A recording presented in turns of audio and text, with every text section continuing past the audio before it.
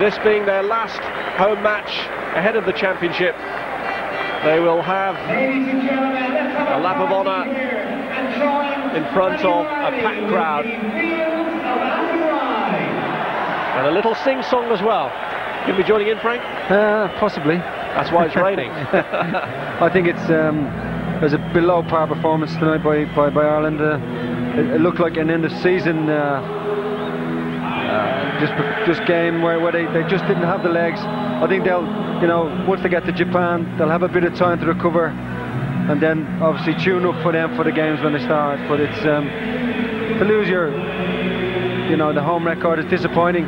But they were always that extra yard slower than the Nigerians. They can't take it away from them. I think they deserve to win the match tonight.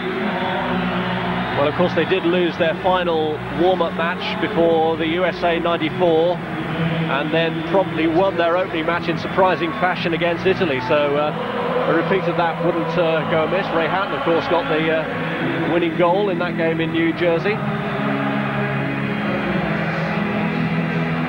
And now, before they head off to the Far East, a trip which they will begin tomorrow, it's applause for the supporters here who faithfully followed them through a magnificent qualifying campaign, and setting tonight aside, they deserve all the credit being heaped upon them for the way in which they qualified.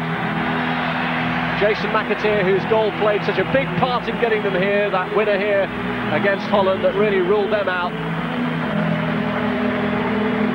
And he and the rest of his colleagues, I think the support here has been great. Even when the team wasn't doing particularly well, when Mick took over in transition, they still came and supported it. And the friendly matches we've had here in the last few months, full houses every single time. But it's I think the players do really genuinely appreciate the support they've been given.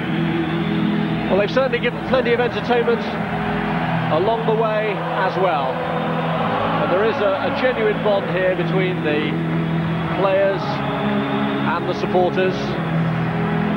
Always a great fervent and passionate atmosphere here at Lansdowne Road. Sadly a letdown tonight with the defeat, but they at least go to the World Cup in good heart. Final score tonight though, Ireland 1, Nigeria 2.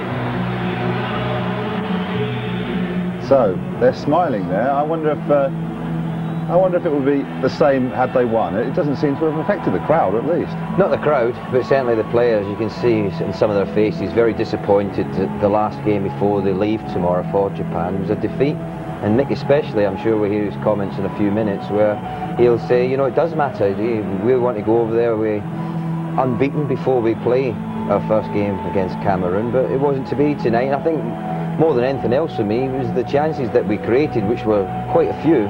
We just didn't turn them into goal. We only had the one, and I think the pleasing aspect from Mick's point of view, take the positives out of it, was the performance of Stephen Reid, who came on as a substitute, and I thought he'd done very well, and he'll give Mick a few headaches whether he play him or not. But you can see there the fans, there's a party atmosphere there. They know how well Ireland have done to qualify. When you look at the group we were in, Matt, the likes of Holland and Portugal in there, no one expected us to get out of it, but we've shown great qualities throughout the campaign to get there, and now it's about getting the preparation right. There's going to be a long flight tomorrow, some tired bodies when they finally reach Japan, but they'll be ready, and you'll see a different Ireland. I think tonight we tend to forget, a lot of them played in Niall Quinn's testimonial match on Tuesday. It's only 48 hours ago, so there'll be some tired bodies. They had to come back on the flight afterwards as well. Haven't really rested enough, but Mick will get them right. The next week or so, he'll make sure that they've recharged the batteries and they're up for the games in hand.